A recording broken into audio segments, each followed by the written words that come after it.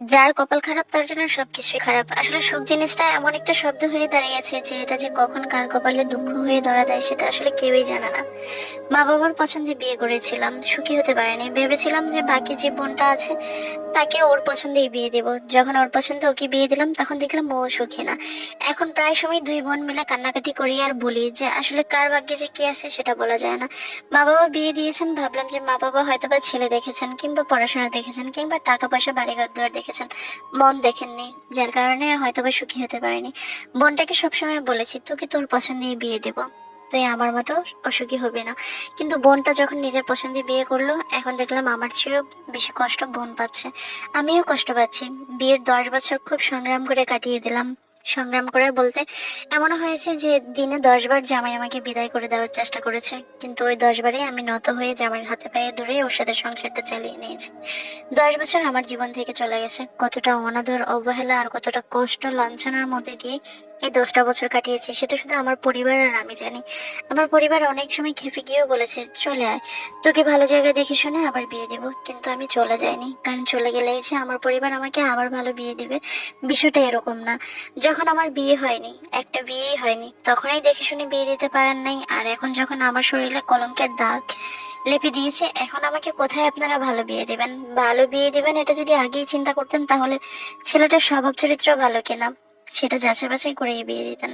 সেখানে যখন আপনারা ব্যর্থ হয়েছেন তখন আর আমি এখন দ্বিতীয়বার যখন সন্তান হয়ে গেছে, সংসার হয়ে গেছে, তখন চলে গেলে যে আমাকে কতটা ভালো বিয়ে দিবেন সেটা আমি খুব ভালো করেই জানি। বড় যেটা হয়তো বা বিবাহিত কোনো পুরুষের কাছেই আমাকে আবার পাঠাবেন, আমি তো সেভাবে সংসার করতেই চাই না।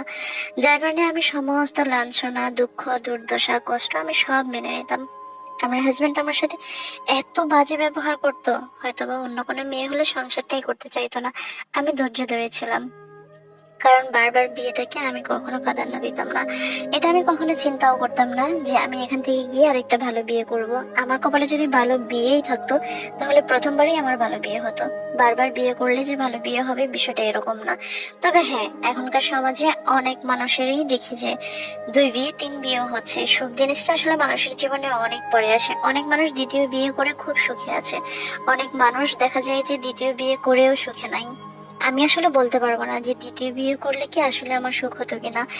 আমি আমার সন্তানের দিকে তাকিয়ে সবকিছু বিসর্জন দিয়েছি। আমার সন্তান আমাকে যখন মা বলে ডাকে তখন আমার মনে হয় যে আমার হাজবেন্ড যে আমাকে যে কষ্টগুলো দিচ্ছে সেগুলো কিছুই না, এই সুখের কাছে সেগুলো সব মলিন, এরকমটাই মনে হয়েছে। বোনটাকে বিয়ে দিলাম তার পছন্দ করা ছেলেকে। তারা ভালোবেসেছে একে অপরকে 2 বছর। পরিবারকে জানানো হয়েছে, আমরাই ছেলেদের পরিবারের সাথে যোগাযোগ করার চেষ্টা করেছি, তারাও মেনে নিয়েছে। সুন্দর করে দুমদাম করে বিয়েটা হয়ে গেল তাদের। কিন্তু বোনটা বিয়ের পরেই সবসময় কান্নাকাটি করে। মা বাবাকে সবসময় নিজের দুঃখ কষ্টের কথা শেয়ার করতে পারে না, কারণ বাবা মা অনেক বেশি কষ্ট পায় যখন ছেলে সন্তান অসুখী থাকে, যার কারণে বাবা মাকে সবকিছু বলা সম্ভব হয়ে ওঠে না। কিন্তু আমার কাছে সে ভালো মন্দ সবই বলে। আমি যেটুকু বুঝতে পারলাম যে হয়তো বা বাবা মা পছন্দ করে বিয়ে দিলে অন্তত পক্ষে বাবা মার কাছে সুখ দুঃখটা বলা যায়, কিন্তু নিজে পছন্দ করে বিয়ে করলে বাবা মার কাছে আর সেই সুখ দুঃখটা আর বলা যায় না যে আমি ভালো নেই কিংবা আমার স্বামী কষ্ট দিচ্ছে। তখন একটা উত্তর নিজের দিকে ছুড়ে দেয় সবাই, নিজেও দেখে শুনেই তো বিয়ে করলি, তাহলে সুখী হতে পারলে না কেন? আমার বোনটার এখন এই দশা। সে বুক ফুলিয়ে নিজের কষ্টের কথা কারো কাছে বলতে পারে না। এই পৃথিবীতে একমাত্র আমাকেই সে শুধু তার কষ্টের কথা বলে। মা বাবা ভাই বোন কারো কাছেই বাকিদের কাছে বলতে পারে না। আত্মীয় স্বজন তো অনেক পরের কথা। আত্মীয় স্বজন যখন জানে যে আমরা দুইটা বোনই অসুখী তখন তারা হয়তো বা মনে মনে অনেক খুশি হয়, কারণ আমি এই জীবনে আত্মীয় স্বজনের কাছ থেকে কোনো রকমের সাহায্য সহযোগিতা দেখিনি যে আত্মীয় স্বজন পাশে এসে একটা সান্ত্বনা দিয়ে কথা বলেছে, বড় জোর দোষ না করলেও তারা দোষী সাব্যস্ত করেছে। এমনটা বহুবার হয়েছে, এই জন্য আত্মীয় স্বজনকে কখনো হিসাবেও ধরে না, যার যার ভালো মন্দ নিয়ে তাদের বেঁচে থাকা। তবে বোনটাকে সান্ত্বনা দেওয়ার ভাষা আমার নেই, কারণ ওর জন্য আমি নিজেই কিছু করতে পারি না। আমি 10টা বছর সংগ্রাম করে টিকে আছি। আমার হাজবেন্ড আজকে ভালো তো কালকে খারাপ, কতবার যে আমাকে তাড়িয়ে দেওয়ার চেষ্টা করেছে। আমি যদি ধৈর্য ধরে না থাকতাম তাহলে এই সংসারটা আমার কখনোই করা হতো না। কত মার খেয়েছে, কত গায়ে হাত তুলেছে কারণে অকারণে, বাচ্চার সামনেও অনেক মেরেছে। বাচ্চা তখন ট্যালট্যাল করে তাকিয়ে থাকতো আর বলতো যে মা বাবা সবসময় তোমাকে মারে। মা তুমি কিছুই বলো না। মা তুমি কি এভাবেই সহ্য করে থাকবা? আমার সন্তান যখন 6 বছরের হয়ে গেছে, তখন একদিন তো অকপটে আমাকে বলেই ফেলছে, মা চলো আমরা নানার বাড়িতে যাই। আমি বুঝতে পেরেছি আমার সন্তান আমাকে মেরেছে দেখেই হয়তো বা অনুতপ্ত হয়েছে, কষ্ট পেয়েছে। অবুঝ মনে তো অনেক দুঃখই হয়, সে হয়তো বা বুঝতে পারেনি। আমার বোনটা যখন আমাকে কষ্টের কথাগুলো বলে, তখন আমিও তার সাথে কাঁদি যে বোন, আমরা হয়তো বা দুঃখ খুঁজে এই দুনিয়াতে এসেছি।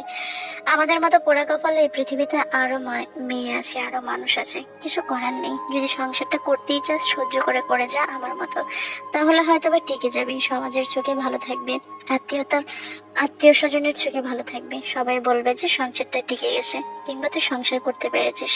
আর যদি সংসারটা নষ্ট করতে চাস, তাহলে অনেক রকমের সমস্যার সম্মুখীন হতে হবে, অনেক রকমের খারাপ কথার সম্মুখীন হতে হবে। যদি সেটা সম্ভব হয় তাহলে সম্পর্কটা ভেঙে ফেল। আমার বোনও কাঁদে, আমিও কাঁদি। আমার বোন আসলে সে সিদ্ধান্তই নিতে পারে না যে মানুষটাকে ভালোবেসে এত কষ্ট করে পেয়েছে, 2 বছর না ঘুরতেই সেই মানুষটার সাথে তার এত খারাপ সম্পর্ক। তারা একজন আরেকজনের ছায়াটাও এখন আর সহ্য করতে পারে না। তাদেরও একবার বাচ্চা পেটে এসেছিল, নষ্ট হয়ে গিয়েছিল সেই বাচ্চাটা। মনে হয় যে সেই সময় থেকে আরো ওদের মধ্যে ঝামেলা হচ্ছে। আমার বোনের জামাইটা অন্য একটা নারীতে আসক্ত হয়ে গিয়েছে, এখন আর নিজের বউকে ভালো লাগে না। এখন পরনারীতে সে বিভোর হয়ে আছে। সে বুঝতেই পারছে না যে সে কোনটা অন্যায় করতেছে আর কোনটা সে ঠিক করতেছে। তার পরিবারও তাকে অনেকভাবে ঠেকানোর চেষ্টা করেছে, এখন তারাও নিরুপায়, আমার বোনও নিরুপায়। অপেক্ষায় আছে কোন দিন স্বামী ভালো হয়ে ফিরে আসবে।